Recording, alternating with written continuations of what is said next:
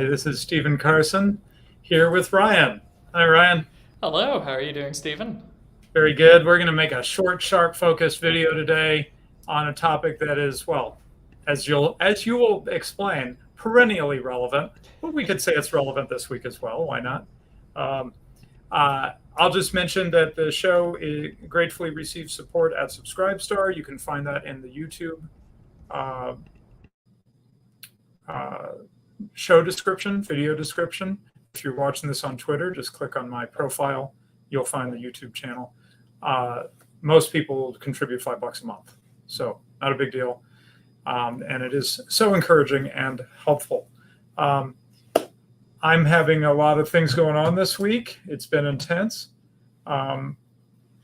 So I won't even go into it, but just managing life as life comes at me with a big, complicated family. Well, it's a big family. I guess I shouldn't call it complicated. It's quite simple, 2, 4, 2, But anyway, 2 girls, 4 boys, 2 girls. Anyway, okay, so let's get right into it, except that I don't have the right thing first. Okay, get that up. All right, so first thing you should know is that Ryan is writing articles, and he's publishing them on Mises.org. Let's put that in the chat. Here's a link, so you can bookmark that or whatever.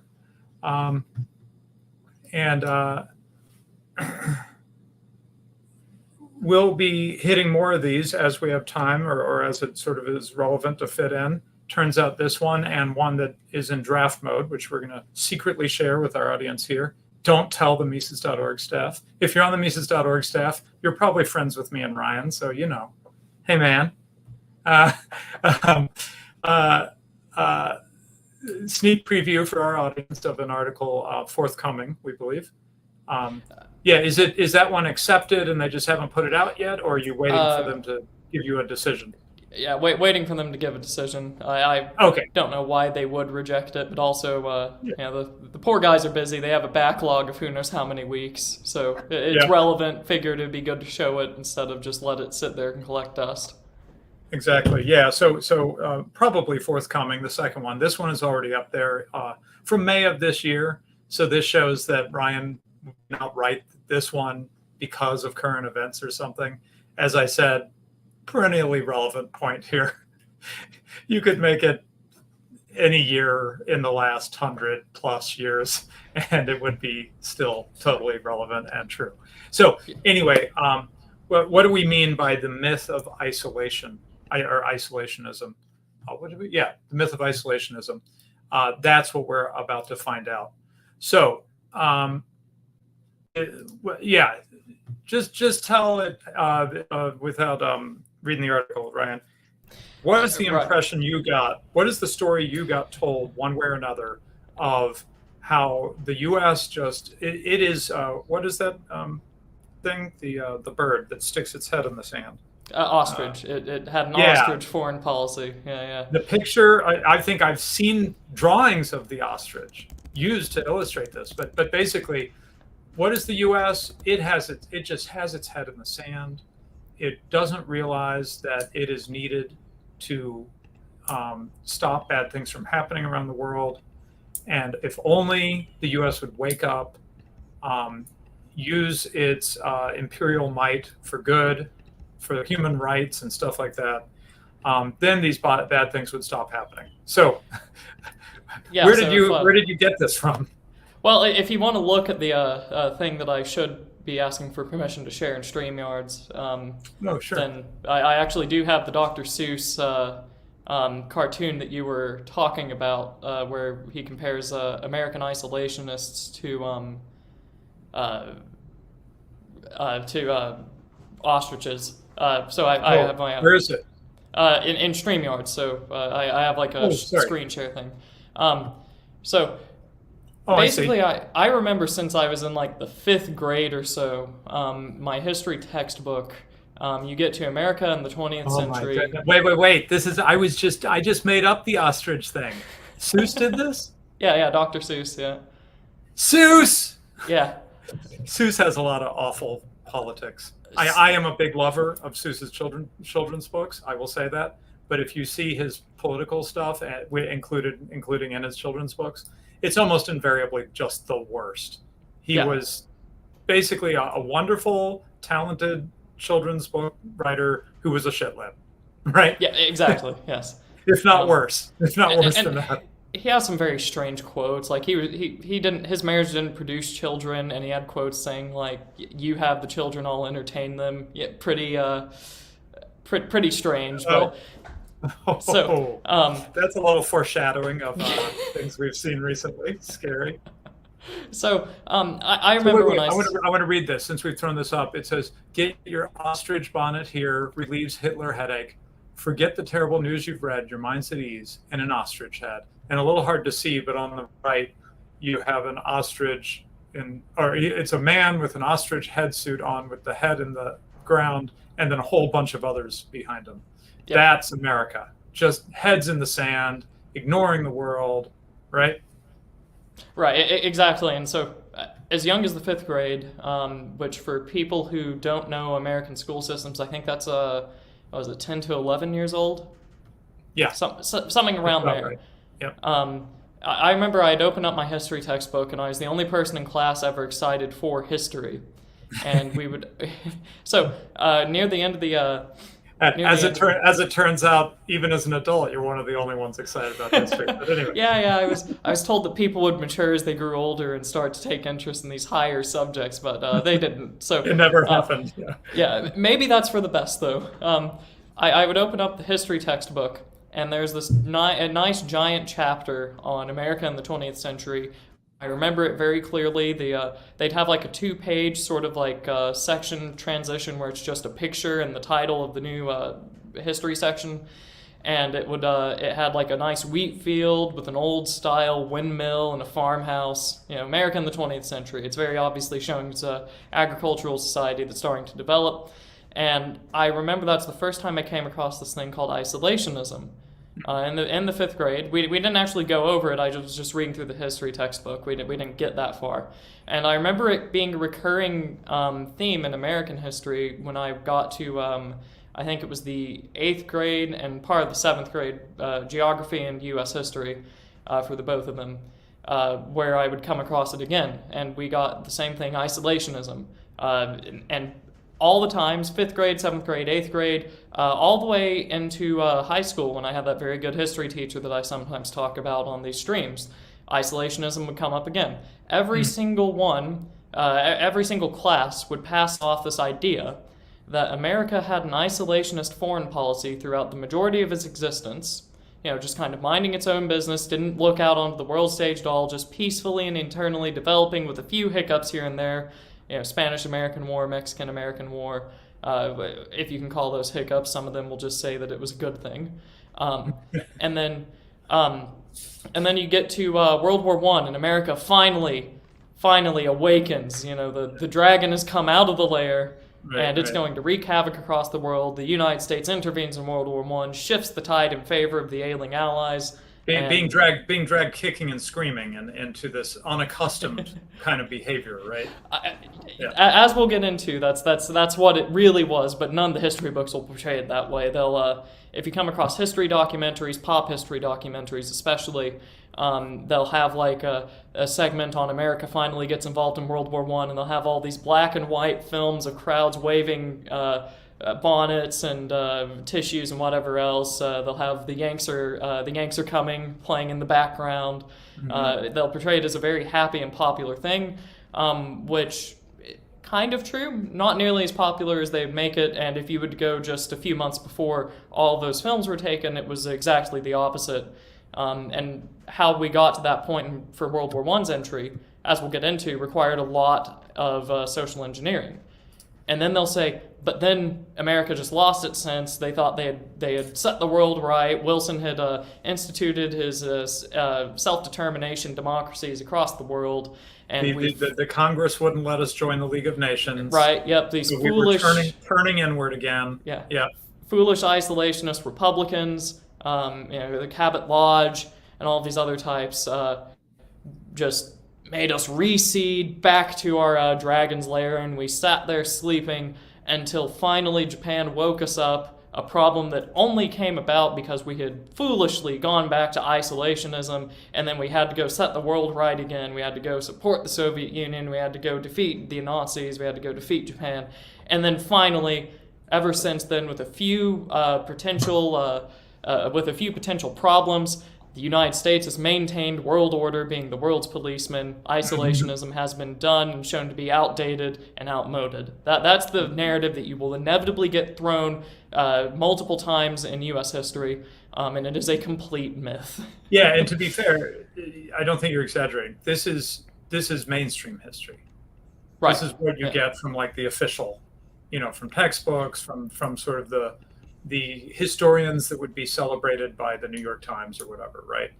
Exactly. Well, actually, in that first article, I think I linked to multiple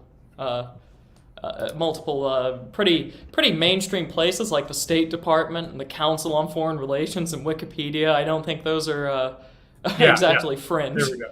Yeah, there's links: State Department, Council on Foreign Relations, Wikipedia.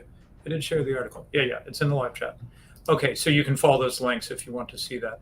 Okay, so let's go. You thought you did a great article here, so let's not miss what you did.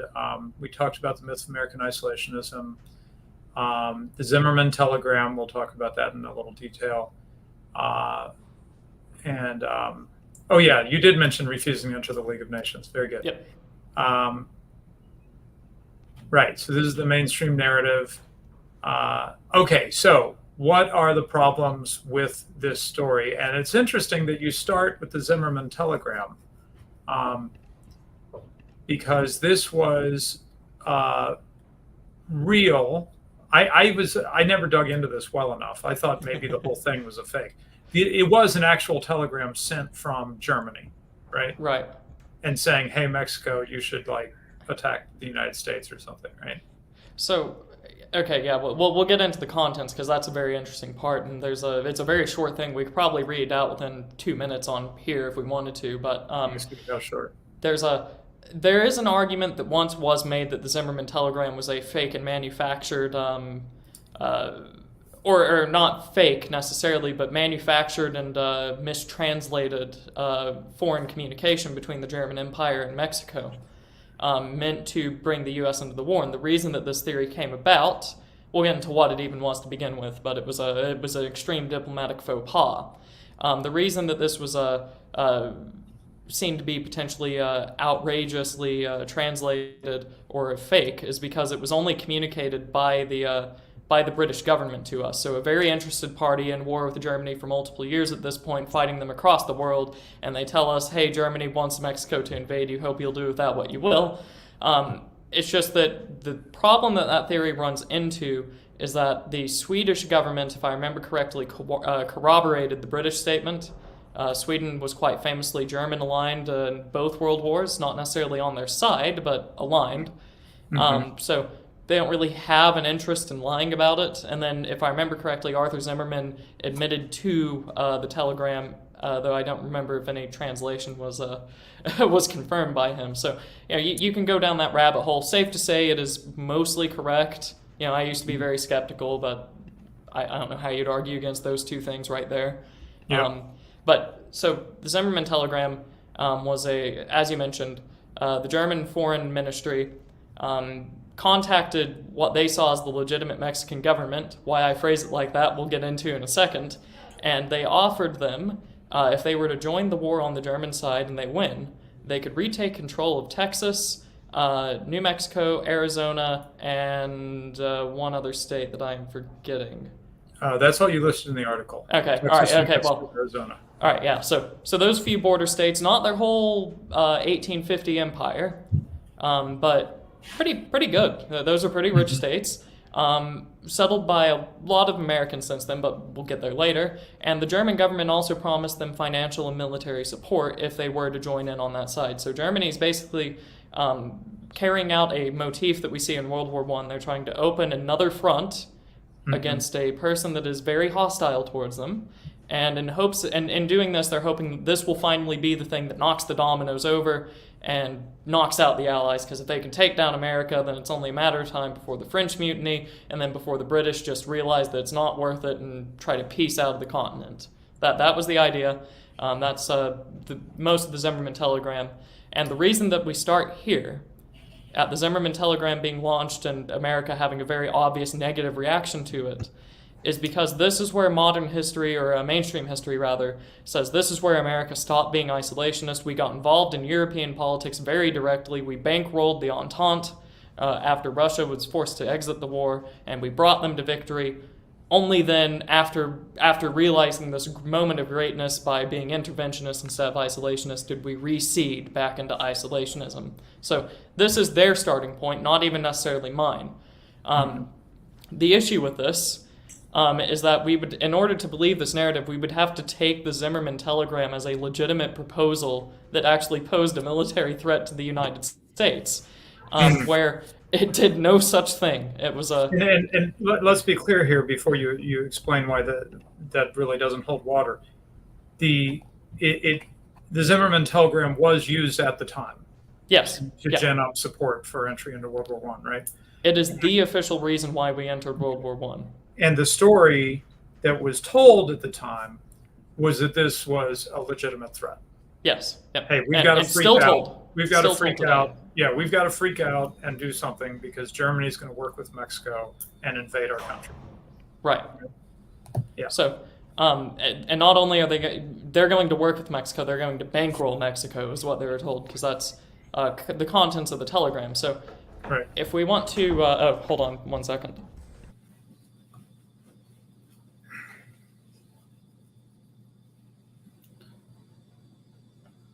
Trying to decide if we're going to do this. Sorry.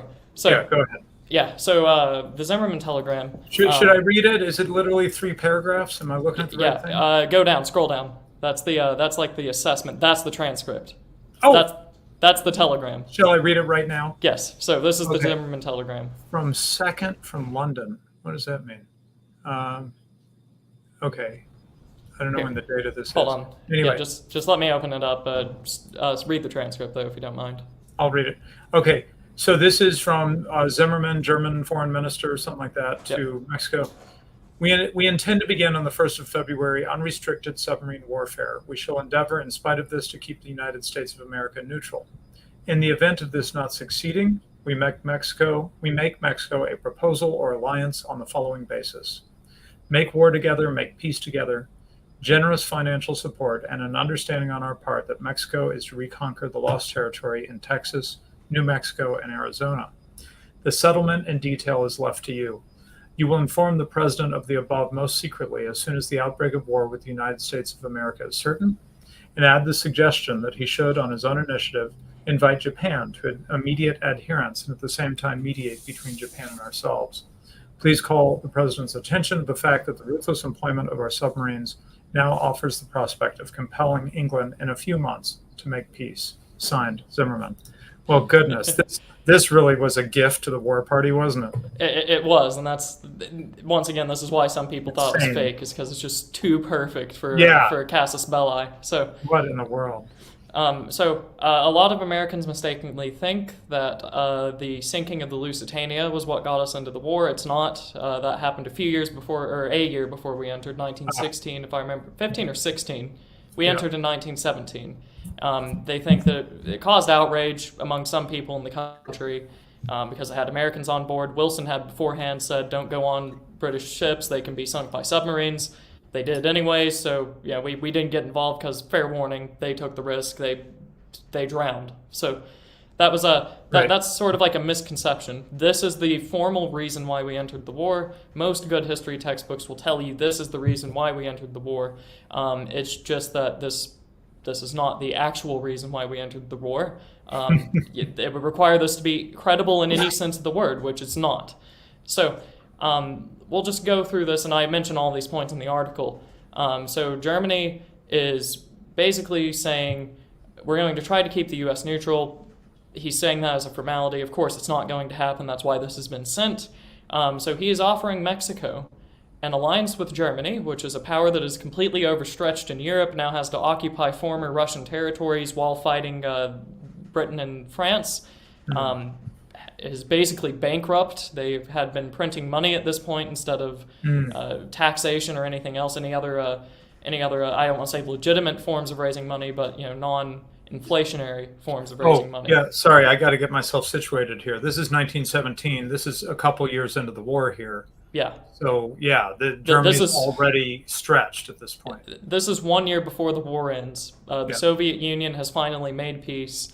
Germany has occupied Ukraine, Poland, Belarus, the Baltics, and a few other places. They have to keep the Austrian Empire afloat. They have some places sent out to the Ottoman Empire. Bulgaria is basically the only competent German ally in terms of a military strength, and Bulgaria can only do so much against the majority of the world. So Germany is basically babysitting two dying empires with one military while trying to fight France and Britain on the same front. Soon to be the United States once they resume submarine warfare. So that's a pretty big ask for Mexico to join them, because one, you have to, if you're on the Mexican side, will they even win? Not looking likely. Like there were some advances in 1917 that made it look optimistic, but no one, except for some Germans, thought that this was a winnable position for Germany. They were too exhausted. Even if France's armies were revolting like they thought they would, probably not going to win. So already this is a dubious offer. Make peace, make war together, make peace together. They probably would be making peace together, but it probably wouldn't be victorious. Generous financial support. Germany was bankrupt. They were inflating their currency. That's how they were paying for things. And an understanding on our part that Mexico is to reconquer the lost territory in Texas, New Mexico, and Arizona. The Mexican government considered this for a very brief amount of time, and then discarded this as obviously idiotic for the one simple reason that even though these are former Mexican territories by a matter of decades, Texas, New Mexico, and Arizona had been settled by a few million WASPs, white Anglo-Saxon Protestants, that would not take kindly to Mexican governance should they forcefully invade and occupy those parts of the country. It would be completely unholdable. They would not like the Mexican Roman Catholic government, or, as we'll get into in a second, potentially an atheistic, socialistic government. Completely unholdable. So far they've been offered nothing except to potentially lose a war with the Germans. And then they're trying to get mediation for Japan, which, Mexico considered this as well. Was not likely. Japan had been occupying German territories because they wanted German colonies more than anything in the Pacific because they were the least guarded. So this whole transcript, this whole Zimmerman telegram, is no geopolitical threat to the United States in any sense of the word, except for that the Germany's government is afraid of the U.S. entering on the side of the Entente. So this whole narrative that this forced us to enter the war because Germany and Mexico were going to invade us is not true. The Mexican government didn't buy into this. Also for the other reason that Mexico had been in a civil war by this point for, I think, a decade.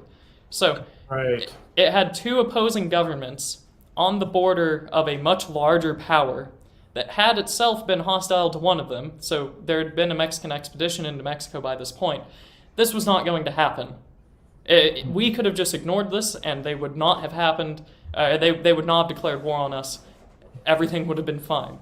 Instead, what had happened is we had quite a lot of interests in particularly the eastern coast of the country that had financial investments in the Entente and were afraid about losing those investments in the event the war does not go their way. So that combined with the fact that Woodrow Wilson and his most ardent advisor, I believe it would be Colonel House, were hardline interventionists.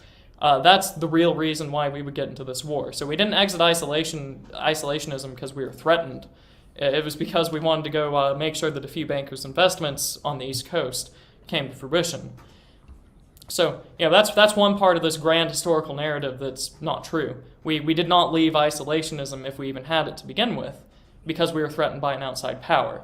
So that's the Zimmerman telegram. Okay, then you dropped the first thing that I did not really know. Upon entering World War II, the Japanese attack was also not unexpected. That I knew. The day of deceit would be the book I recommend on that issue. So the Japanese attack was not unexpected, or even the first attack of United States vessels by the Japanese during Japan's imperialist expansion. What? Yeah, that I had never heard. So back to the other part of the narrative. To be fair, just because they attacked, well, I don't know. I don't know what you're going to say, but Pearl Harbor was a big attack. It was. To be fair, but anyway, go ahead. I still didn't know this. Right. So going back to the other part of the narrative. So the second time that we exited isolationism, this time for good, we did great things in World War II, whatever else. We had unexpectedly gotten attacked by an imperialistic power that we should have been keeping in check, but we didn't because we were isolationist. Well, right. This wasn't some unexpected attack. Japan had fired upon U.S. vessels before, and I believe they sunk the Panay. So we had a lot of men and vessels stationed in the nationalist Chinese government during the Chinese Civil War, all the way up until the end, basically, in the 50s. So, or the 40s, rather. I don't remember when it ended, somewhere around there. And Japan, during their skirmishes and invasion of China, sank a U.S. vessel there and killed quite a lot of the crew members, if I remember correctly. So, like, they were going all out on this dock or river, something like that, where the USS Panay was stationed. And this very nearly led to war. There were quite a lot of people in the country, in the U.S., that were calling for a United States war versus Japan in the 1930s. So this would have been 1937. Japan had resumed its intervention in the Chinese Civil War. They had destroyed an American vessel, and you have large portion of the media and a large portion of the financial class calling for war with Japan.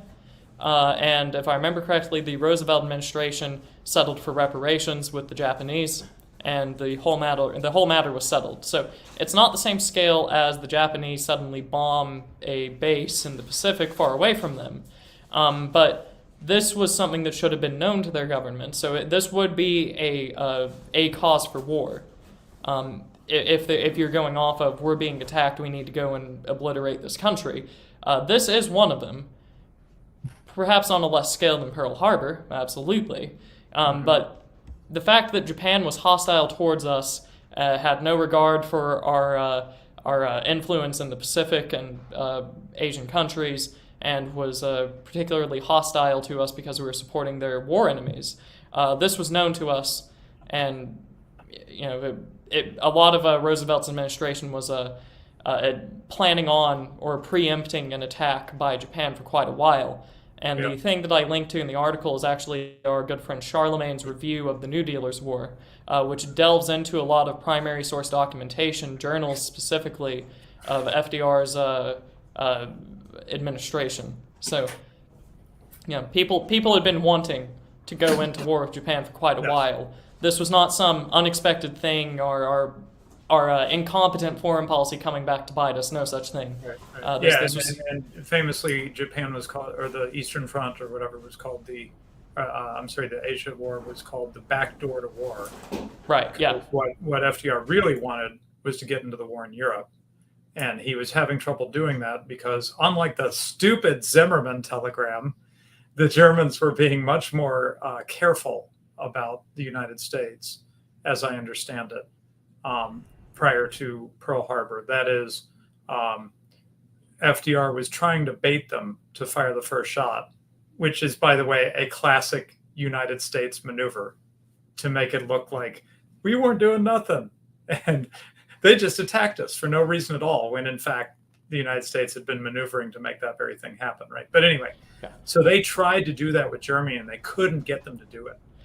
They couldn't maneuver them. Am I telling the story right, Ryan? Yeah, you are telling the story right. And the only thing that did get us into war with Germany eventually was after Japan had attacked us at Pearl Harbor, Germany declared war on us because the reasoning given by the Axis was the United States was encroaching on the Japanese sphere of influence in the Pacific by having those bases there and the Navy and whatever else in a very peculiar position as well, I might add, which Charlemagne talks about in his review of the New Dealers' War.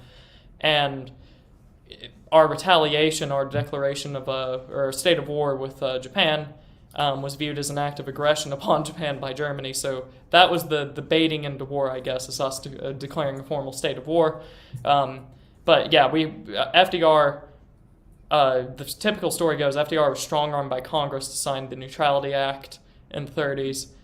He very, very barely got through the Lend-Leasing acts to support the Allies and then later the Soviet Union. So he had been wanting a war for quite a while, didn't get it. Japanese provided it to him, and he presented it to the public like a very dire, sudden, and absolutely shocking event that could not have been predicted. It's the line from Casablanca. I'm shocked that Japan attacked us. Anyway, okay, I'm going to do a nice segue. Ready? Yep.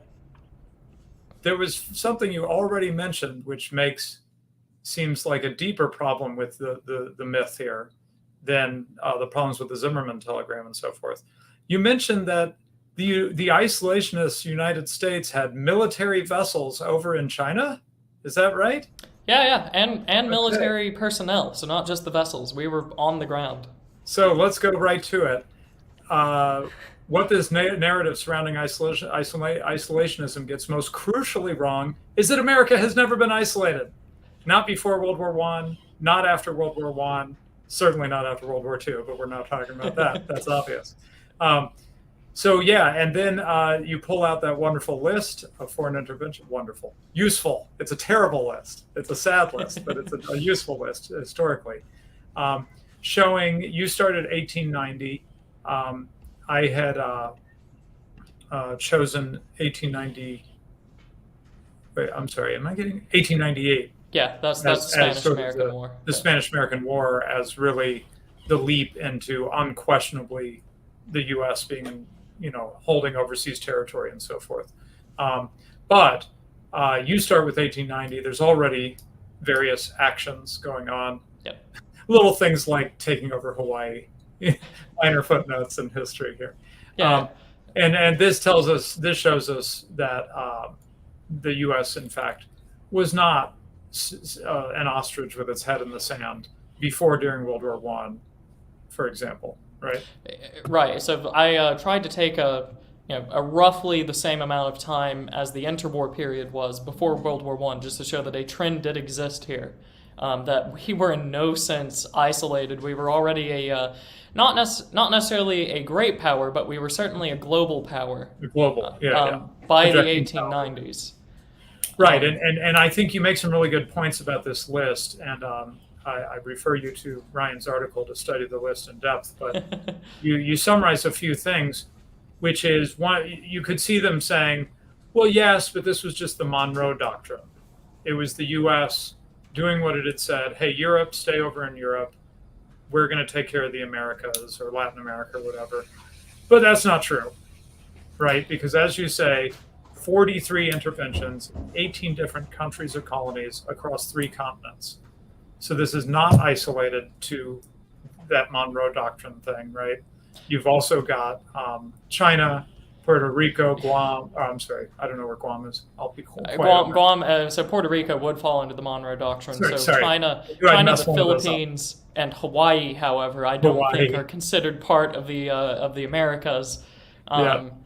Same with Samoa, where we almost had a war with Germany, and we had a very good guest article on the OGC about this, where German Samoa and American Samoa almost had a war, prevented seemingly by an act of God. So that was a pretty good article. We had Marines in Korea. China. Yeah. So I don't know if Korea and China would be considered traditional areas protected by the Monroe Doctrine. No, definitely not. So I think it's. Let's be clear that listeners are not getting lost here. Right now, we're gonna shift to after World War I in a moment. Right now, we're talking about pre-World War I global foreign interventions by the United States military, officially done, not privateers or something. Yeah, so this is U.S. military, Navy, Army in some cases, if I remember correctly. And even with the Monroe Doctrine, we gave originally, we were not meant to occupy the places that Europeans had influence in. We were just supposed to kick out old world influence. Right. What we see here is the Monroe Doctrine gets used to justify the continued occupation of Cuba, Haiti, and the Dominican Republic, Honduras, Nicaragua. These are all places where we just occupied, as if that was the true meaning of the Monroe Doctrine. So it's a very strange sort of mission creep, to use a Iraq War term there. One more thing. The power of numbers here. One more thing you mentioned. So again, during this time, 9 countries or colonies, permanently annexing 4. And as you put it very nicely, this is not isolation in any sense of the word. Right. And so I mean, this is so important, right? Because we talk about the British Empire.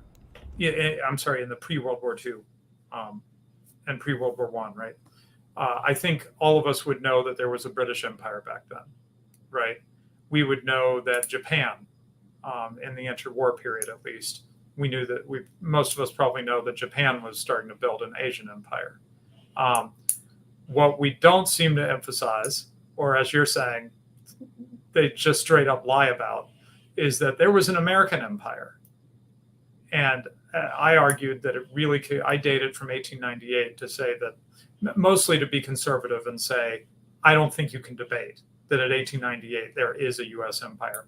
It could be earlier, but I don't think anyone can put it later than 1898. That would just be a laughable proposition. I mean, by 1898, you have a global empire that is occupying territories, concentration camps with natives, Philippine natives in it, etc. Right?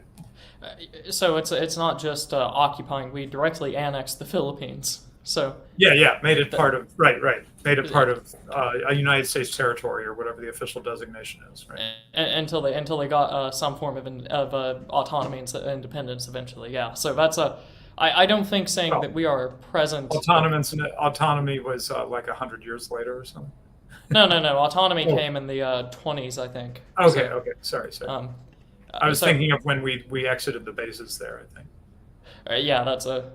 That was recent. I guess it depends on how you consider autonomy to be. That was my lifetime. Okay, so that's pre-World War I, and now you go into the interwar period. So between and this is in particular the part that they really bang the drum on to tell their story, that the United States just didn't even know what was going on in the world. We were so inside our own little heads or something, right? But here's the list of foreign interventions between 1918 and 1941, and you count them up, a mere 12 interventions compared to the 43 in the prior period you covered. It is a slightly shorter period, but anyway.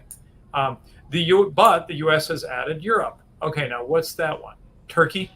So we intervened in Russia, Yugoslavia. Oh my goodness. Technically, Turkey, where we intervened, was in Asia Minor and not the European portion of Turkey, so that's not what counts. But we had a very large role to play in the Russian Civil War on either side, depending on which part of either the financial complex or the government you were in. And then Yugoslavia, there were quite a lot of territorial disputes between the former Austrian Empire subjects that had been freed and the Italian kingdom, because both had been promised land in the exact same place. So we had Marines stationed in Dalmatia, which was a territory promised to Italy that they never received, and also a territory promised to Serbia that they did receive.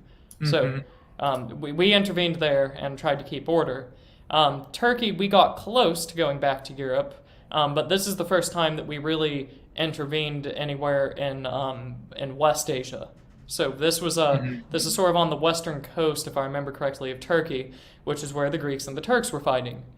So a large part of Asia Minor, of Anatolia, by this point in time was still Greek, especially on the coastal areas. So after World War I, the Ottoman Empire lost. Greece was on the Entente winning side.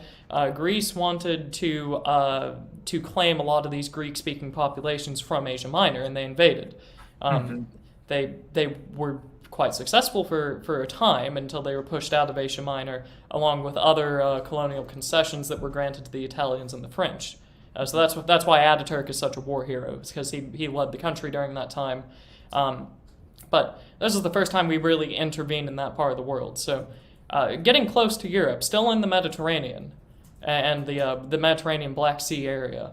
Right. So that's a pretty wide scope expansion. So we've gone from North America, South America, Oceania, and then the eastern coast of Asia, and now we're including parts of the Mediterranean and Russia. When you're talking about the Yugoslavia, wait, I'm sorry. What was it with the Greeks? So the Greeks and Yugoslavia, both of those would have coasts. Yugoslavia on the Adriatic, which is part of the Mediterranean, and then right.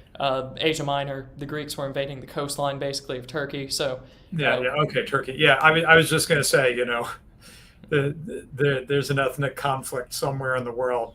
Somebody in the United States is rubbing their hands, right? Anyway.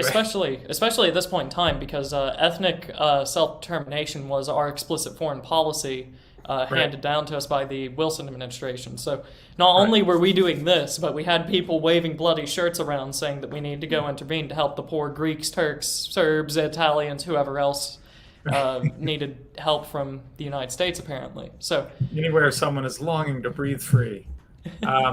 Okay, so as you sum it up, the United States has been in a constant state of intervention for more than a century now. Maybe this is a good time for me to drop my video link, not queuing to that spot particularly, which is called 124 Years of the Global American Empire, which is in essence a review of the list that you were showing portions of. I just go over the whole list for 124 years in about an hour. I wouldn't recommend that to you if you're feeling shocked by this information. It wouldn't shock me if that Wikipedia list got its information from the exact same place. And I could have belabored this point even longer. If you actually go to the source that I link for this list, they go back to the wars that we had with the Barbary pirates. Right. And there are a lot of interventions. That's like under Jefferson or something. Right. Yeah, so there are a lot of interventions between then and 1890 that did not make this list. I figured this would be the most conclusive to show this is just interventionism, because you might be able to make a case for some of these earlier interventions, depending on who you are and what your philosophy might be. A lot of these things that I list in the article are pretty superfluous. Did we need sailors in Buenos Aires in 1890 or Valparaiso in Chile in 1891? Did we? Was there some imminent foreign takeover during that point in time that was just going to activate the Monroe Doctrine? I doubt it. What's that thing from the halls of Montezuma to the shores of Tripoli? So the Marine Corps anthem. Marine Corps anthem. Tripoli is Libya. Yeah, Tripoli is in Libya. Yeah, and it's in reference to something that happened between 1801 and 1805. So, yeah. Anyway, okay. So that's this article. Thanks again. In fact, I'll just share the link one more time for people trying to follow along. Ryan's first article. Okay, and then we won't have a link for the second because it's not yet published. But let's take a look at that. And this. I love this title so much so that I chopped it a little bit and made it the title of the episode. This article, tentative title, I guess they might change the title on you, right? But your proposed title is Why the Myth of Isolation is Pushed. So I called this episode The Myth of Isolationism. And then we already went over sort of what the myth is. What do we want to get from this here? Okay, yeah. Right. So you make an argument, a point that I had not thought about before. Well, okay, that's not quite true. I saw some research, and I would not be able to find it again, just when I was going to university and just reading random things. I saw some research that I found very interesting, which is that they somehow tried to model, correlate the, I guess, economic power, economic might of various nations with when they became empires. Oh, okay. And they were able to demonstrate that indeed the United States, from an economic power point of view, could have been much more imperial. It had the resources to be much more imperial sooner than it actually did do that. the point of the article was this gave evidence that there was resistance to the U.S. Going full empire, and it held it back until around 1898 when it just full bore, launched into empire, as I argue, in 124 years of the GAE, the globalist American Empire. So anyway, you make a really good point, which is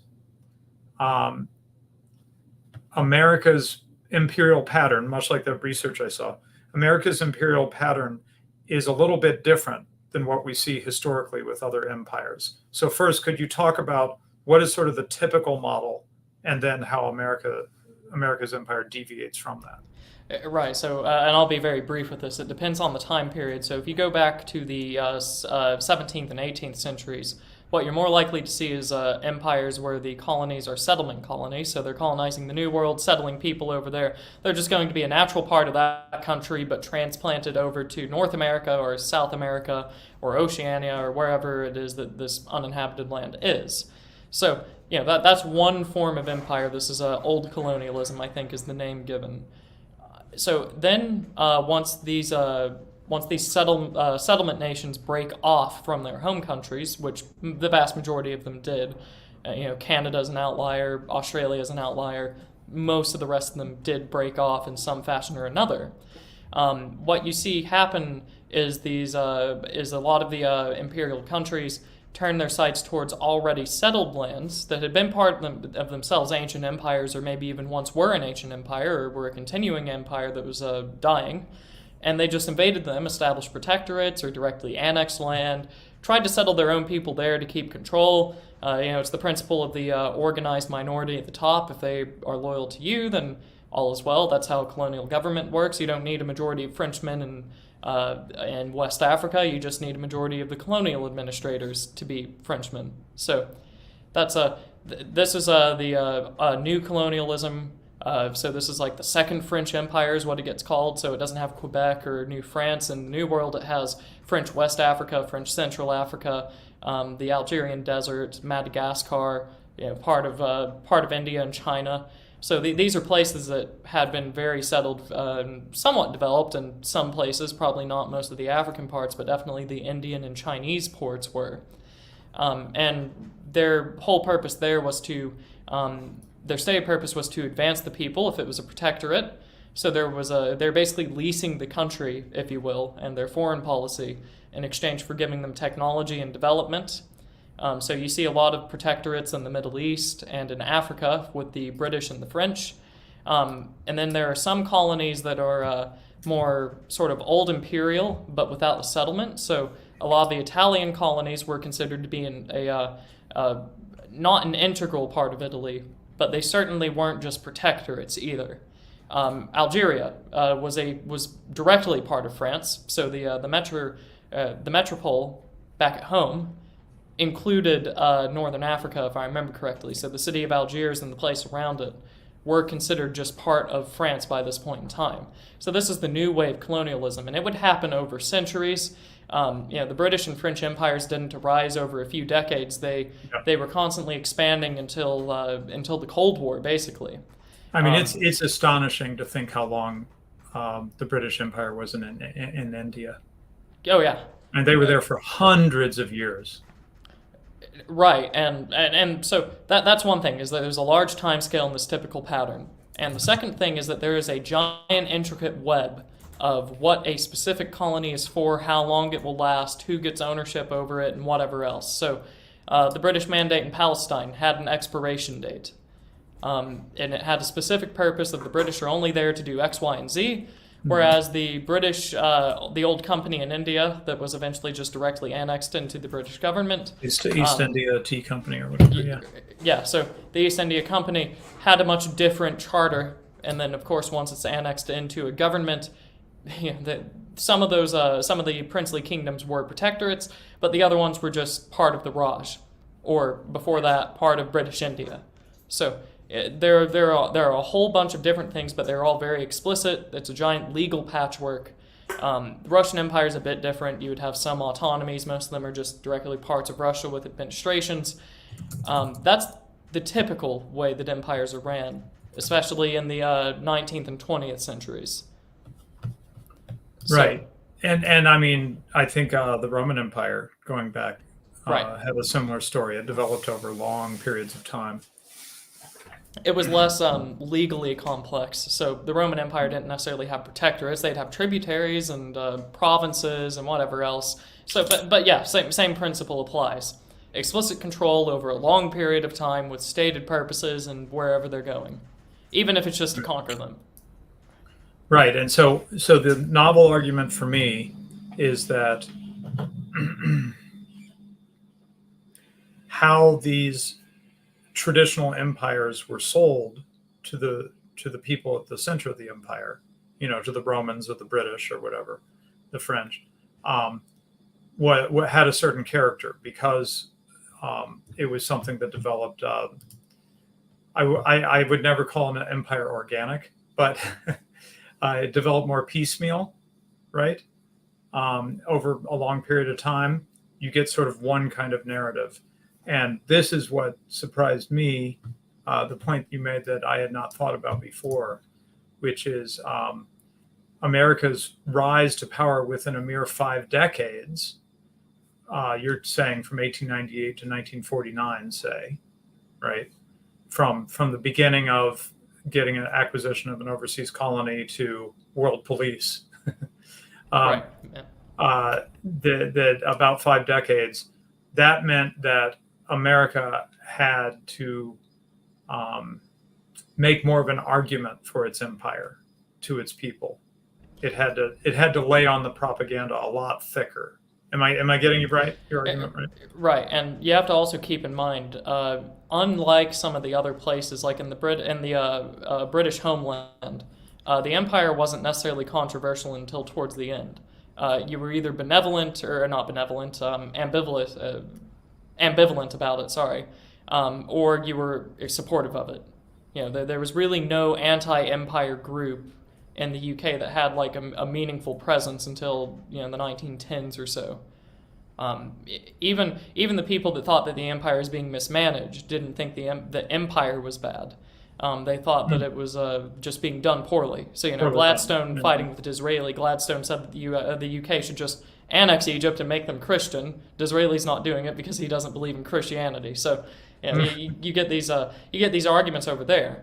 The U.S., on the other hand, owing to its original political inspiration, its political grounding and legal grounding, has had quite a few people through most of its wars that it's ever entered opposed to doing much outside of the U.S.'s existing borders at that point in time. So during the Mexican-American War, there was quite a party split, a sectarian split over should the U.S. expand or not.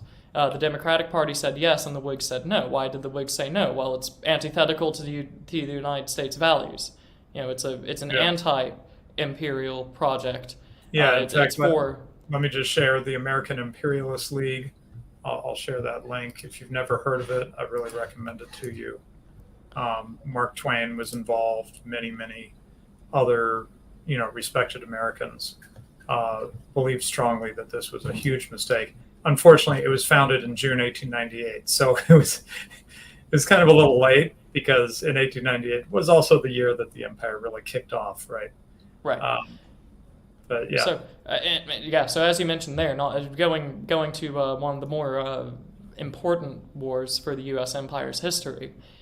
You had probably the largest backlash against American foreign expansion seen until maybe the modern day. I don't know if you could compare the two directly, but the Iraq War is only popular with a certain section of the population at this point.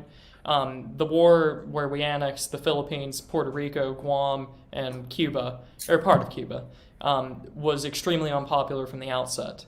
So you had people from both parties who were against it. You had a lot of intellectual and religious leaders who were against it. You had a lot of legal theoreticians that were against it, political theoreticians. And a lot of people did not like this, and the people that did like it basically sold it as we are just improving the people that are on our doorstep. We were going to develop Cuba, develop Puerto Rico. We were going to civilize the Philippines.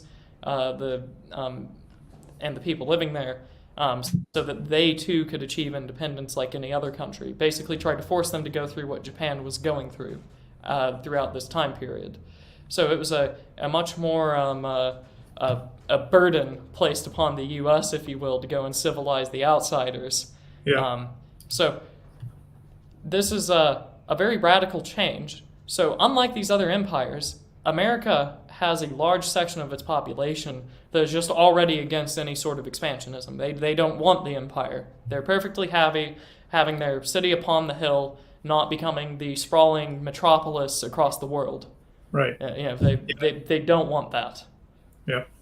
So we took on responsibility for a completely devastated and war-torn continent throughout the course of 5 decades. We took responsibility for policing the political state of Asia over the course of about 3 or 4 decades, depending on where you want to start that.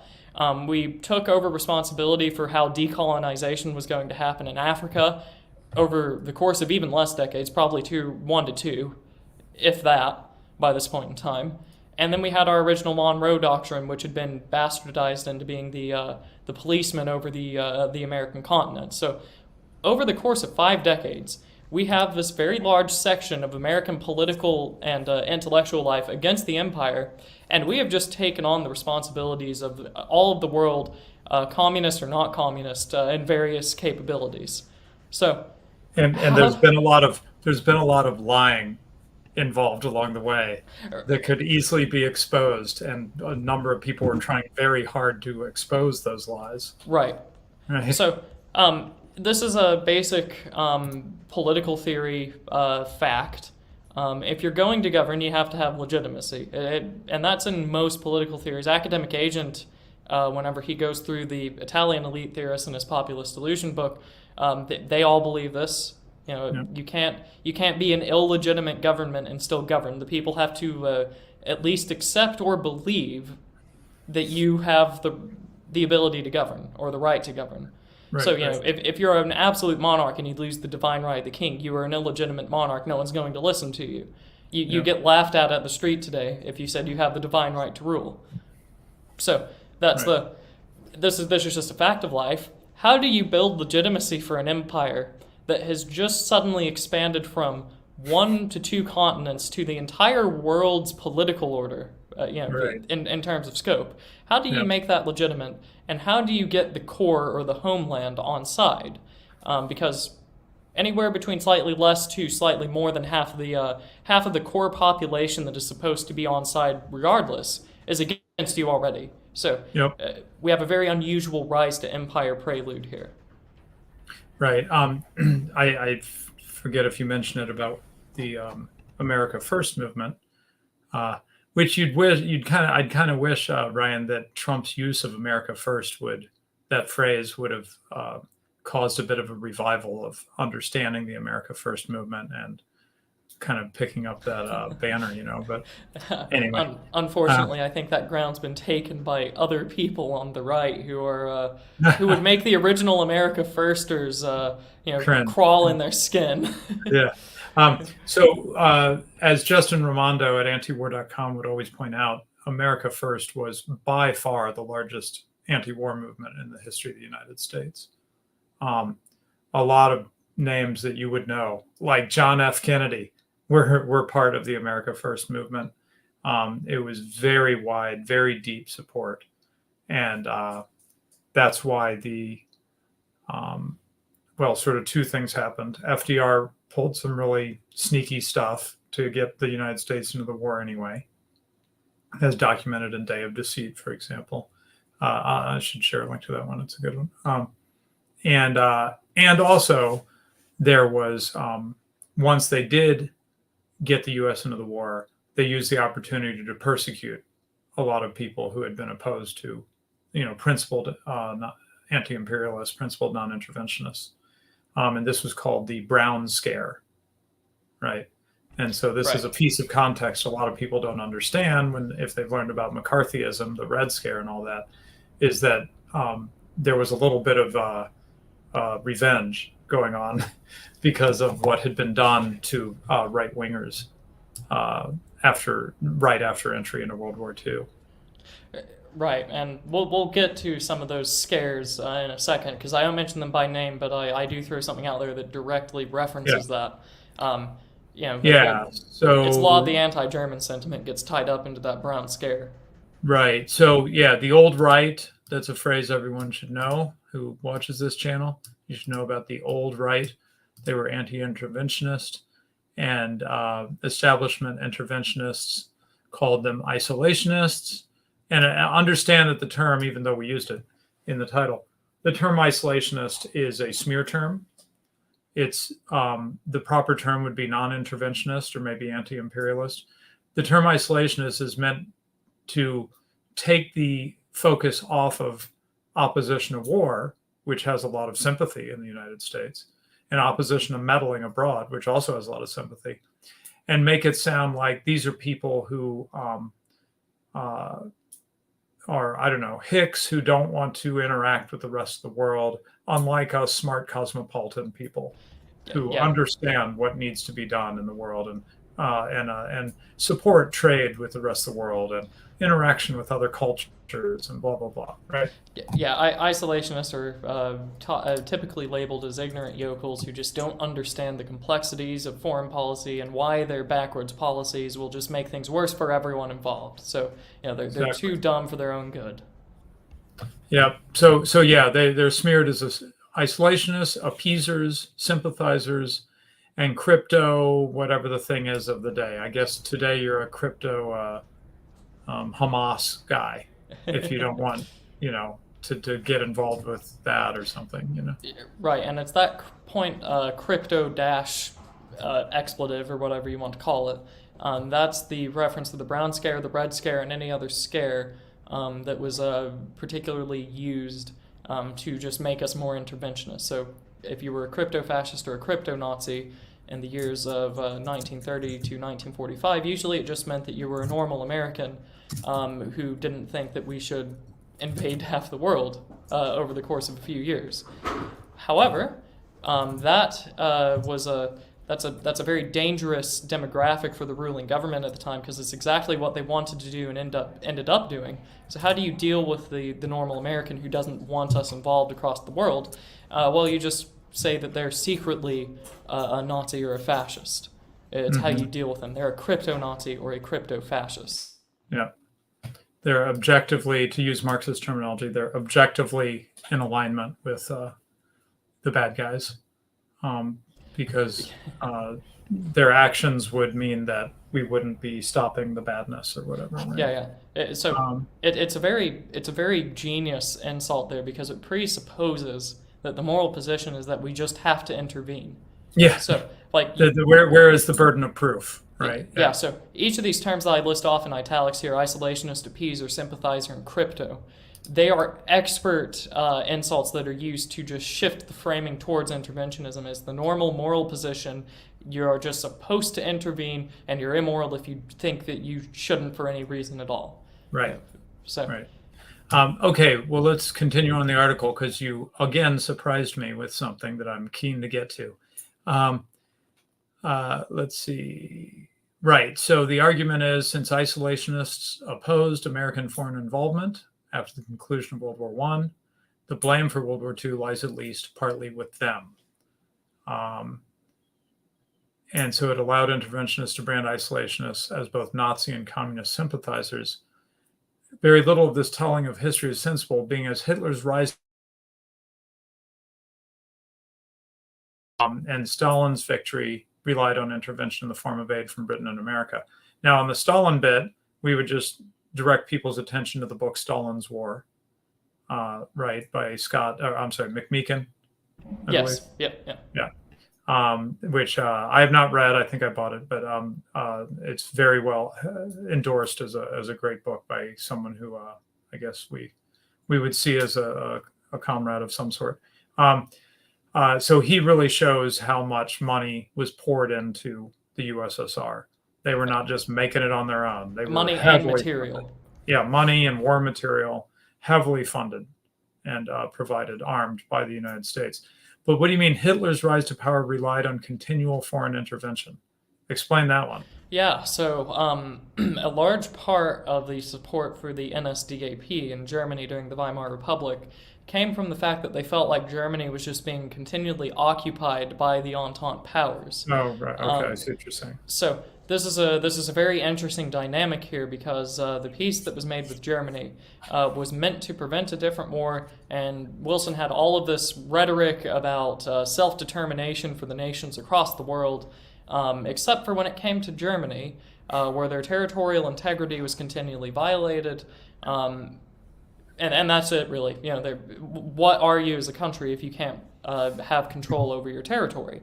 Regardless of what your opinion is about having states with territories, this is just a pretty basic thing. So it's rhetoric that especially Americans are pretty used to if you're in our circles now, because we have no control over who enters the borders. So even though they're on the map, no one's occupying them as an official state military. That it's not a real border. No one's actually being kept out. In the same way with Germany, they had occupation of multiple territories. Besides, there were plebiscites right at the conclusion of World War I. So Polish populations in eastern Germany, Danish populations in northern Germany, and a couple of other places were allowed to vote to join other countries, and a couple of them did, a couple of them didn't. This isn't what we're talking about. The French military multiple times occupied German territory on the French border, especially the coal, iron, and steel producing parts of Germany that were particularly profitable. So what does this cause in Germany? Why the French military can just, with impunity, occupy German territory, extract business profits from these German businesses, and force people to work with the French military? Well, the NSDAP capitalizes on that, and they say, well, look at these Western powers. They promised all of us determination for every country on the planet, except for the Germans. The Germans get to be used as the extraction workers in Europe for no pay. They get to be occupied by these foreign powers, over a decade after the war has ended. This cannot stand. Right. So this is the Saarland, parts of the Rhineland, and if I remember correctly, I think, so the Ruhr Valley was occupied, and of course there's the reparations that Germany was forced to pay as well. That is a form of foreign intervention. That was continual. So this is something that, if the NSDAP didn't have this point, things would look very different. All that they would have to go off of is a looming Bolshevik threat in the East, which is powerful. I believe that Bronze Age Pervert makes this point as well, that this was their main selling point. What they would not have, however, is this ability to rally support against France and Britain one more time. It would be a shocking decrease in power if Germany's territory was just respected in the interwar. Or, even better, if their form of government wasn't imposed upon them. So, the Allies, the Entente, refused to negotiate with the Kaiser and with any other non-democratic government. So, shockingly, a German revolution happened to get them out of the war. They deposed the monarchy, and a democracy was imposed. So, this is something that's very, very telling, in that foreign intervention did directly cause these eventual geopolitical threats to the country, as it always does, as you and I know, Stephen, looking at backlash or blowback from U.S. interventions in the Middle East. Same principle applies to Europe. So we directly caused two giant geopolitical threats throughout many people's lifetimes, some of them still living. Okay, so let's see. Anything else we want to highlight here? Well, here you're just pointing out that after the Second World War, as I think most of us know, American international involvement just increased more and more, as you point out, both militarily and with economic treaties. Anything else? Oh, yeah. Well, I guess I just like this line. The empire and its accompanying administrative state was built and maintained by lies. So true. The more you learn of proper history, the more you find out that it's just a lie over and over. It's kind of like the World War I propaganda about how they're throwing babies up and catching them on bayonets, right? This is over 100 years ago. much more recently, in the let's see, 1990, I think it was, the first Gulf War under the first President George Bush. They said that they were going into the hospitals and pulling babies out of their what do you call those incubators, things? Right? Incubators. Yeah. So they would die on the ground. So the patterns are the pattern of lying. It's not even very imaginative. Like they literally just do the same thing over and over again because it works, I guess. Right? It pushes a button. Yeah, I had a very interesting idea right before we went live and before I joined the studio. And it's Generation Z has not really had a sort of we haven't exactly had like a 9/11 moment where something happens and suddenly the entire state apparatus, the entire media apparatus, and everything else surrounding them is ready for war. We haven't had a moment like that in our living memory. Some people will say that some in Generation Z lived through 9/11, but they will say that the sure thing is that Generation Z does not remember 9/11. So Ukraine and Russia didn't really do this. They were pushing for it, but it didn't actually get the sort of visceral support that we're seeing from the media, the State Department, the other administration officials, and whoever else trying to turn up a war now with U.S. involvement in Israel and Palestine. So Generation Z hasn't exactly experienced this before, and it's been very eye-opening seeing all of these tactics that I have seen from libertarians usually sharing around clips from 2001, 2003, 1990, and 1991, where the exact same things are being used to get us into war. It's the exact same rhetorical tricks. They're killing babies. And it's been the exact same since World War I, World War II. You can see this in any history textbook. Some of them will even admit that the war propaganda was exaggerated to get people to support the war.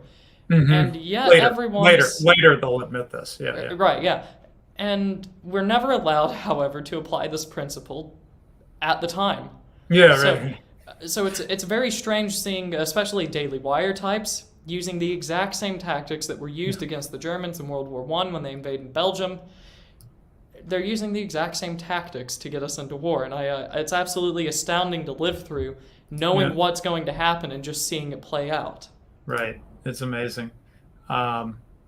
Okay, so I think that gets us pretty much where we wanted to go, right? And I guess the only thing to combine this with, which we won't go on about now, is something like Hoppe's great thought experiment at the beginning of Democracy, the God That Failed, where he says, what would have happened if America had not gotten involved in World War I? It's always a little hard to tell, right? But he makes a plausible case that you could have avoided the full success of the Bolshevik Revolution, World War II, and therefore the Cold War. Conjectural history is conjectural, right? So you can quibble on it. But he makes a pretty good case. It's worth reading if you haven't read it. He makes a pretty good case that it was not such a blessing that the United States got involved in World War I, because that's part of the trick. One part of the trick is to ignore how much the U.S. empire was already an empire, and so, the myth of isolationism, right, which Ryan's calling out here. The other trick is to forget that the U.S. intervenes and it blows up in our face every time, right? This is where Ron Paul gets booed very heavily by the Republican convention or the Republican debating crowd whenever he says that all these things, those terroristic things that are happening to the U.S. right now, would not have been happening if we weren't over there. It's a very, very simple statement. Going back to our first intervention over there, and everyone booed him, and now it's sort of like the accepted opinion amongst at least most of the right wing. Okay, I just want to make sure I'm not missing any super chats or anything. Oh, okay, yeah, there was one. 21st reaction. Yeah, very interesting reference here. You need a little bit of the context of the book agenda to fully get it, but he says, I've told many that we must stop the next war. I want to act, but who listens? And then he quotes from Jonah, "Therefore now, O Lord, take, I beseech you, my life from me, for it is better for me to die than to live." This is in the context of Jonah's prophetic mission to Nineveh, and him being upset about the outcome of it, I guess. But anyway, it indeed, it is very frustrating that the same old tricks are pulled. It's all been, the revisionist historians have dug up what really happened, shown us the lies from the past, Day of Deceit about Pearl Harbor, and on and on and on. I'm sure there's a book for every one of them, or multiple books that explain how we were tricked in the Korean War and into the Vietnam War and everything else. And then they just do it again. And as AA says, the plebs just fall for it again and line up to, wave the flag and cheer on the troops going off to yet another mess. Yeah, another mess that will beget yet more messes, so that normies can once again stand there and cheer on as we go into that. Right. So I would, there's a very, if we're talking about sort of like prophetic things where you're trying to tell people that something bad is going to happen and they don't listen, and it inevitably results in, your home being potentially destroyed. I believe that the prophet Jeremiah would be a good one for people to look at as well. Okay. Prophet Jeremiah, if I remember correctly, eventually saw his nation taken into captivity, despite the fact he was warning them, turn away from what you're doing is going to lead to your destruction, and then they were handed over, if I remember correctly. So that would be a good one to look at. I would like to point out, though, there's a lot more pushback now against the war drum rhetoric coming from the state and the media apparatus than there perhaps was in 2001. And this might just be because it wasn't us directly attacked. It was Israel, which is why the only people that are having a visceral emotional reaction are dispensationalists, baby boomers, and a few other types. People that have had this inculcated into them that they're somehow more important as a country than anyone else in the world. Perhaps that's what it has to do with it. But I'm also seeing a lot of rhetoric hitting, or at least getting close to the mainstream, if not there already, that sounds very much like some have learned from our interventions in Iraq, in the wider Middle East, and in other parts of the world. A bunch of people saying this will only come back to bite us. We're going to displace people. They're going to be flooding into Europe and the Americas. They're going to cause issues there. This isn't going to fix the issue geopolitically. It's only going to make us a target for a tiny group of people that can run around and cause as much terror as they want to in this giant scope of empire that we have. I've seen people actually saying these things, which, if I gather correctly, was not very popular during these other interventions that we've had. It seems like whenever I hear the stories recounted of 9/11, 2003, and whatever else, it's just a few people at the beginning who warn against it, and then as the war drags on, people start to see that they were right. Whereas this time, it seems that the right wing, or the actual right wing, has a lot more of a media impact than it once did. That's exciting to see, for sure. So I would say there is hope there. We just have to keep pushing forward. Yeah, I did realize a couple things as we wrap up to share related to the Old Glory Club, which Ryan has been on brand for the OGC this entire time with our logo in the back. Couple things.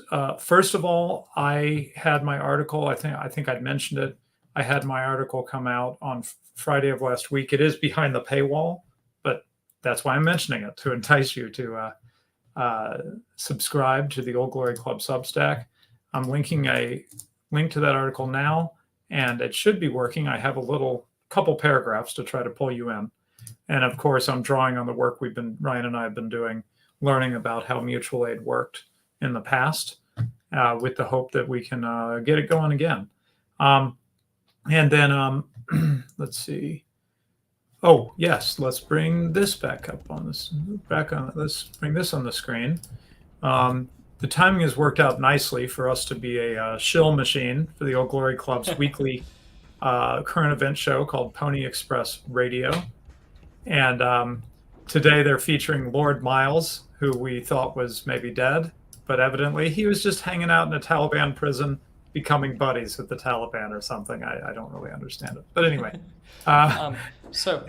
If I could show something else from the Old Glory Club that might be of interest given the subject that we are discussing. Okay, well, wait a sec. Let me, the link to this, Pony Express Radio in a few hours. So that's now a link to that stream is there. So please subscribe to the channel and hit that notify me bell there so that you can listen in tonight to our guys discuss some current events, including, of course, what happened with Israel, which we didn't really address today. But go ahead, Ryan. What else? Yeah. So in the private chat, I have a link to it, but there was an Old Glory Club article that I wrote a while ago, back in May, right at the end of May. And the title is The Conquest of America by Foreign Religions, drawing on some of William Graham Sumner's work, where he's had a famous speech given that was called The Conquest of America by Spain, where he's talking about the idea of this old colonialism conquering America. This is very similar. Anti-fascism is a very, very foreign concept to the United States. We did not have a fascist movement. We didn't have a National Socialist movement that ever made its way to the mainstream in any capacity. Right. We just didn't have it. Yet, our foreign policy and our moral policy as well in the country is entirely based around this anti-fascist paradigm. So, it's a very strange thing. How did it happen? Why is it all pervasive? And what are we to do about it? That's what I delve into in the article, and I think that it will perhaps be of interest to a lot of the viewers here, because what to do about fascism and National Socialism, for whatever reason, is a giant hurdle to the right that it usually just runs into instead of jumping over. Especially here in the U.S., there's a very simple answer of it's not our problem, it's not our thing. We don't have to be fully against it in every facet of our life. It's foreign. Right, and I shared the link, but I realized I could go ahead and just pop that on the screen for a moment. The Conquest of America by Foreign Religions by Ryan at the Old Glory Club Substack from earlier this year. So lots of great stuff to follow up on. And we know, Ryan, right? We throw this out knowing that we've got some listeners who are just listening to this and maybe not following links and stuff. But we know, because you exist, Ryan, that there are young guys who are like 14 listening to the show and reading like every reference we give them. There could be one of them out there. You were that young boy not that long ago, right? Yeah. Once upon a time, I was looking at academic agent video descriptions and trying to find out the data he was pulling from, trying to demonstrate various things that he was talking about back in the heady years of 2018, I think. So yeah, right, 2017. Right. So I dropped those links because I figure it's not for everybody, but there's somebody who's going to click on this link one of these days and dig deeper, and that's what we want.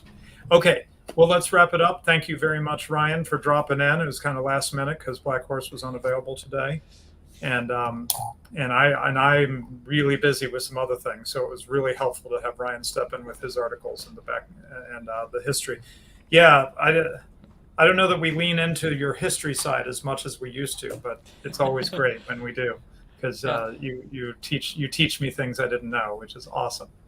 Well, if ever this happens again, there are more articles incoming, and also economics articles if we ever want to go back to the subject of economics on this channel. Right, yeah, because Black Horse and I effectively are doing like financial analysis, kind of, so to speak, financial markets as opposed to like economic theory.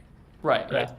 So yeah, it's good though. We have a good problem. We have a lot of things we could talk about. Yeah. So very good problem. Yeah, so we have many riches to share on this channel.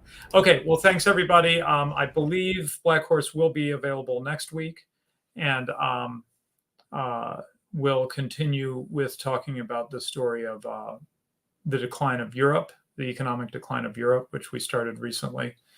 That will continue to be an interesting story, I think, because there's some amazing changes going on, which we're going to highlight.